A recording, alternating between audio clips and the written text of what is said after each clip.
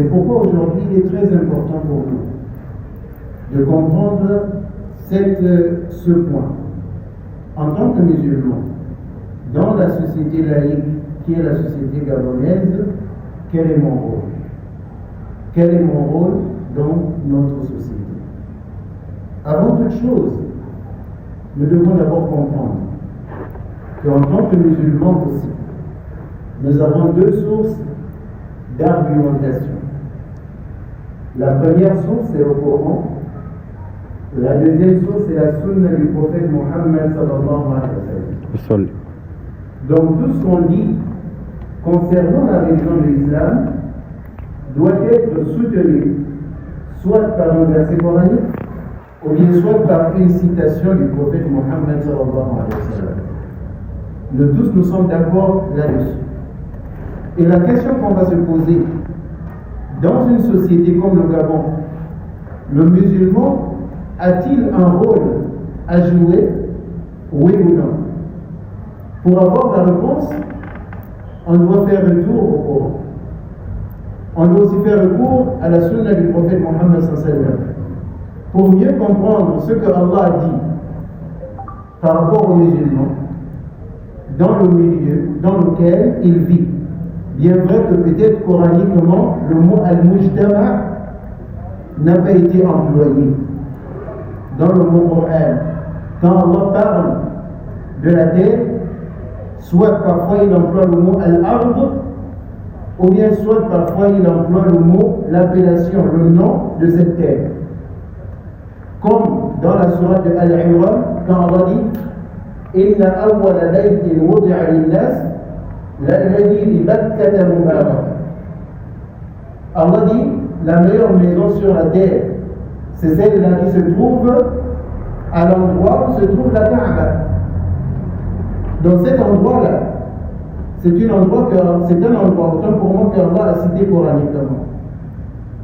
Et quand on va encore venir dans d'autres versets, Allah va dire Ihbitu misran fa inna lakum ma sa'altum. Descendez sur cette terre. Fa inna lakum ma sa'altum. Vous aurez tout ce que vous aurez à me demander. C'est qu'Allah subhanahu wa ta'ala dit. Alors maintenant, ce qu'on va dire, c'est que est-ce que le musulman qui vit dans une localité, si cette localité n'est pas musulmane, n'est pas qualifiée comme une localité musulmane, le musulman a-t-il un rôle à jouer, oui ou non? On va se référer du Coran. Allah subhanahu wa ta'ala, c'est le créateur de l'homme. Il a créé le ciel et la terre avant de faire descendre l'homme sur sa terre. Et lorsque Allah a pris cette initiative de créer l'homme, il s'est adressé aux anges. Il s'est adressé aux anges. Allah nous relate cela, comme je viens de le dire à l'instant. La source d'argumentation en islam, c'est le Coran. Allah s'est adressé aux anges. Qu'est-ce qui nous confirme ça? C'est le Coran. Dans la sourate al-Baqarah, Allah subhanahu wa ta'ala dit وإذ قال ربك للملائكة إني جاعل في الأرض خليفة قالوا أتجعل فيها من يفسد فيها ويسفك الدماء ونحن نسبح بحمدك ونقدس لك. Allah répond en disant قال إني أعلم ما لا تعلمون. Dans ce verset, Allah nous invite simplement à comprendre qu'il aime l'ordre, mais il n'aime pas le désordre, il déteste le désordre. L'ordre, c'est tout ce qui est bien, tout ce qui est parfait, tout ce qui invite les hommes vers la perfection, vers l'arrangement. C'est qu'Allah subhanahu wa ta'ala aime. Mais Allah subhanahu wa ta'ala déteste tout ce qui va inviter l'homme au désordre, au gaspillage, à la destruction. Allah n'aime pas ça. C'est pourquoi dans ce verset, Allah dit وَإِذْ قَالَ رَبُّكَ لِلْمَلَائِكَةِ. Allah va dire aux anges إِنِّي جَاعِلٌ فِي الْأَرْضِ خَلِيفَةً. J'ai créé ma terre. La terre ne va pas demeurer comme ça.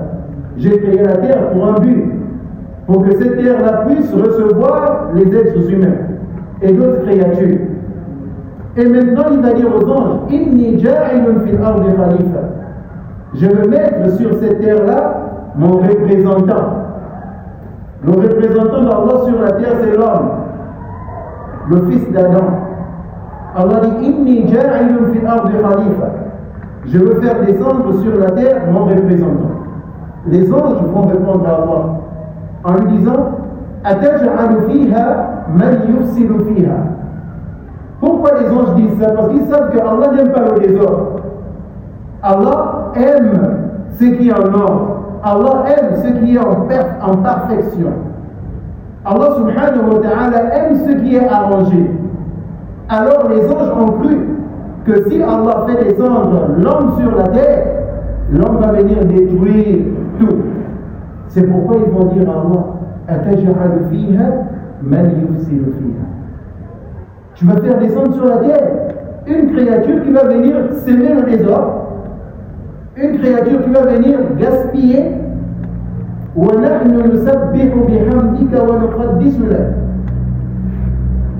Ils vont dire celui qui va venir faire le désordre. Et la créature qui va aussi venir pour déverser le sang. Alors que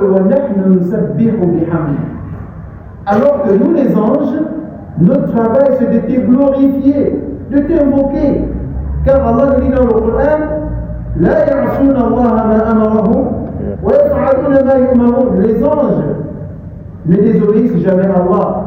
Pourquoi Allah les a créés dans cette formule d'obéissance? Nous, Allah les a créés, il a mis en face nos deux voies. Wa hadaynahu al-najdayn, deux voies. Et Allah subhanahu wa ta'ala dit, Man yudlilillahu fala hadiya lahu wa man yudlil من يهدي الله فهو المهتد ومن يضلل فلن تجد له وليا مرشدا. Celui qu'Allah a guidé, personne ne peut l'égarer. Mais celui qui va s'observer, qui va accepter de s'égarer, et qu'Allah l'observe dans son égarement, personne ne pourra pas le guider. Moi, je préfère traduire cette partie-là comme ça, pour faciliter la compréhension. Celui qui va choisir l'égarement, et Allah va l'observer dans son choix, s'il est égaré, personne ne peut plus le guider. qu'Allah nous en préserve. Et Allah subhanahu wa ta'ala nous dit encore, لَإِن شَكَرْتُمْ لَأَزِيدَنَّكُمْ وَلَئِن كَفَرْتُمْ إِنَّ عَذَابِي لَشَدِيدٌ. Si vous me remerciez, le remerciement d'Allah ne se limite pas simplement en disant Shukran ya Rabb ou bien Alhamdulillah.